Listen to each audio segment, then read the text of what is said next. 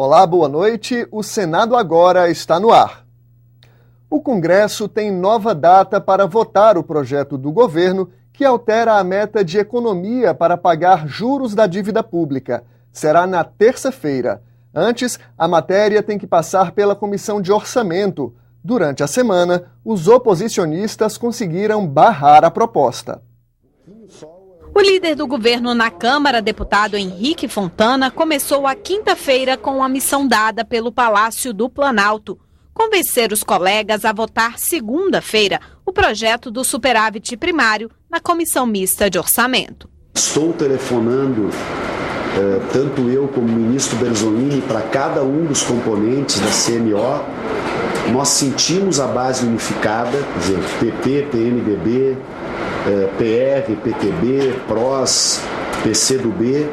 Estou tentando conquistar o voto do PSB. Na quarta-feira, o relator tentou, mas não conseguiu acelerar a votação. Eram necessários 18 votos para aprovar um requerimento que eliminava o prazo regimental de 2 dias úteis entre a leitura do relatório do senador Romero Jucá e a votação, mas só 15 parlamentares votaram a favor. Não tem atraso, nós estamos no meio de novembro, essa matéria tem que estar votada até o final de dezembro.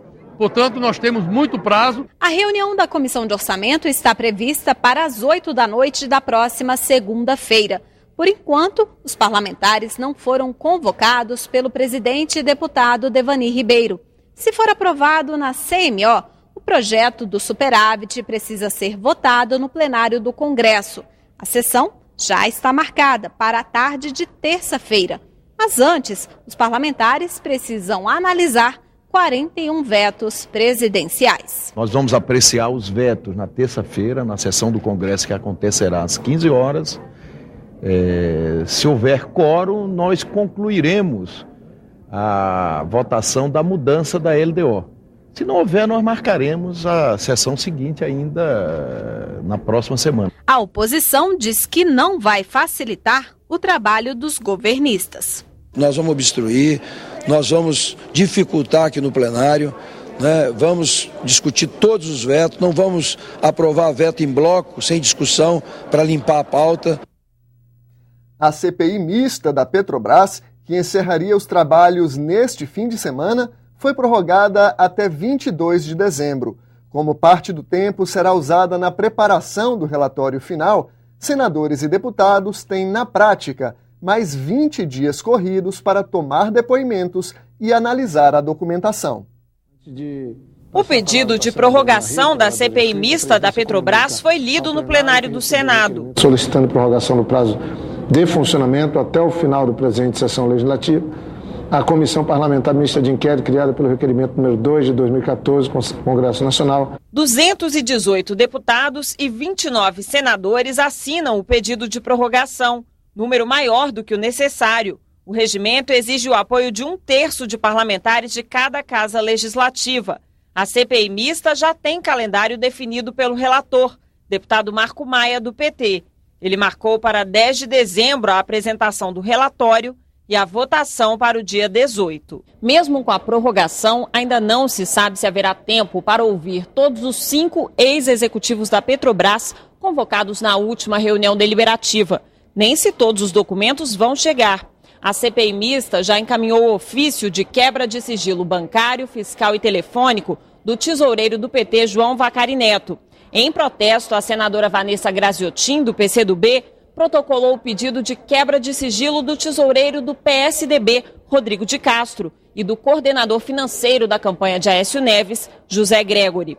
Só esta semana, a CPI mista recebeu outros 31 requerimentos, e eles já chegam a quase 900. A próxima reunião da CPI mista deve ser na semana que vem, mas a pauta ainda não foi divulgada. O Senado prepara mudanças no Código Civil, nos artigos que tratam dos filhos de pais separados. Atualmente, o projeto está sendo revisto na Comissão de Assuntos Sociais, que fez uma audiência pública para ouvir opiniões sobre a guarda compartilhada. Segundo os convidados à audiência pública, o projeto de lei da Câmara é um avanço à lei de 2008 que estabelece a guarda compartilhada. Ao contrário da lei em vigor, O projeto trata a guarda compartilhada como regra e não como exceção. A briga dos pais não impediria o judiciário de aplicar a melhor solução para os filhos do casal. Se houvesse consenso entre pai e mãe, como quer fazer crer o judiciário, que se não há harmonia entre o casal, não se pode aplicar a guarda compartilhada, isso aí é comodismo, isso é covardia para não pensar e ler o que nós já temos de mais moderno na legislação. Porque tem gente que acha que brigar pela guarda compartilhada é coisa de homem. Não, senhor senador. A estatística mostra que é coisa de pais, mães, avós que sofrem com alienação parental. Os especialistas defenderam o projeto de lei, lembrando que, segundo o IBGE, 20 milhões de crianças e adolescentes são filhos de pais separados, mas a guarda compartilhada não chega nem a 6% nos processos de separação. Essa aprovação vai garantir o aumento da modalidade da guarda compartilhada numa progressão inversa aos casos de alienação parental. Lamentável que a gente tenha que pensar numa lei para regular algo que deveria ser tão natural. O presidente da Comissão de Assuntos Sociais espera colocar o projeto em discussão já na próxima semana. Regimentalmente, algum senador ou senadora pode pedir vistas, mas é sempre com prazo regimental. Eu gostaria que a gente pudesse, se depender de mim, discutir e votar ainda na quarta-feira que vem. A Comissão de Agricultura do Senado vai mediar o diálogo entre pescadores e os ministérios da Pesca e do Meio Ambiente. Divergências entre representantes do setor pesqueiro e do setor ambiental levaram os senadores a debater a coordenação compartilhada entre os dois ministérios, criada há 5 anos. Segundo dados do Ministério da Pesca, existem no Brasil cerca de 1 milhão de pescadores profissionais cadastrados e 42 mil barcos de pesca trabalhando legalmente. Apesar destes números e do imenso potencial pesqueiro oferecido pela costa brasileira e pelos rios, o país é o maior importador de pescados da América do Sul. O preço do peixe, em média, é bem superior ao preço da carne bovina nas grandes cidades.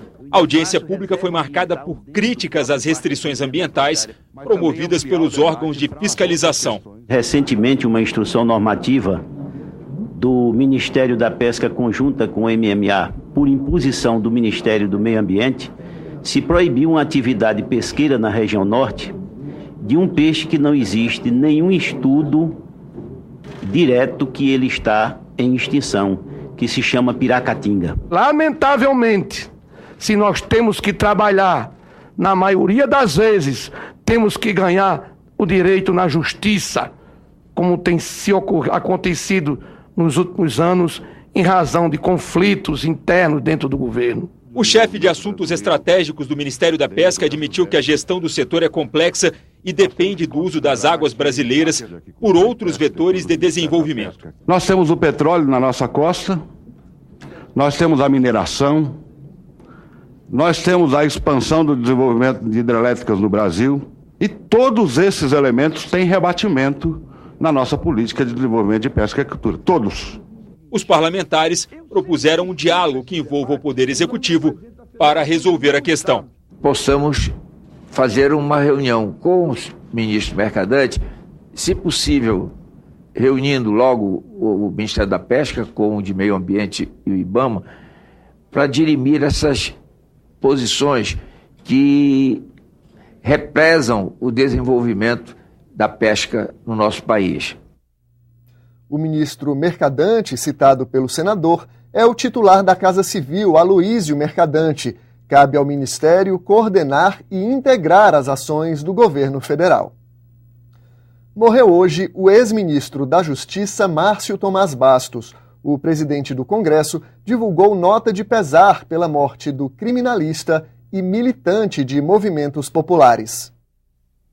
No texto, Renan Calheiros classificou Márcio Tomás Bastos como um dos mais ilustres advogados do Brasil e disse que ele enalteceu nossas mais altas cortes de justiça pela paixão com que defendia suas ideias. O paulista da cidade de Cruzeiro foi ministro da Justiça do governo Lula entre 2003 e 2007. Presidiu a Ordem dos Advogados do Brasil em São Paulo e o Conselho Federal da OAB. Tomás Bastos tinha câncer no pulmão e estava internado desde terça-feira em São Paulo.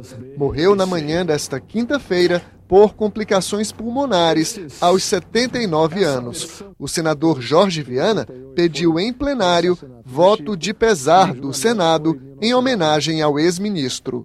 Em reconhecimento ao trabalho desse talentoso jurista, íntegro, que muito contribuiu para o aprimoramento da democracia e do Estado de Direito em nosso país, requeiro que sejam prestadas as justas homenagens de pesar e que o Senado apresente condolências à família, especialmente à esposa Maria de Castro Bastos e à filha Marcela Bastos. O corpo de Márcio Tomás Bastos está sendo velado na Assembleia Legislativa de São Paulo. A presidente Dilma Rousseff e o vice Michel Temer compareceram à cerimônia. Tomás Bastos será cremado na manhã desta sexta-feira em Itapecerica da Serra, na Grande São Paulo. No Dia Nacional da Consciência Negra, o Senado entregou comendas Abdias Nascimento a 7 defensores da identidade afro-brasileira. Eles se destacaram na promoção da cultura afro-brasileira.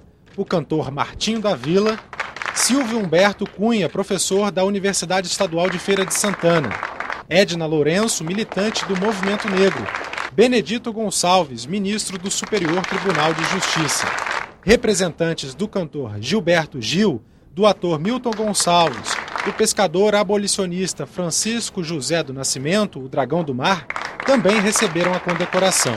A comenda é inspirada no ex-senador Abdias do Nascimento.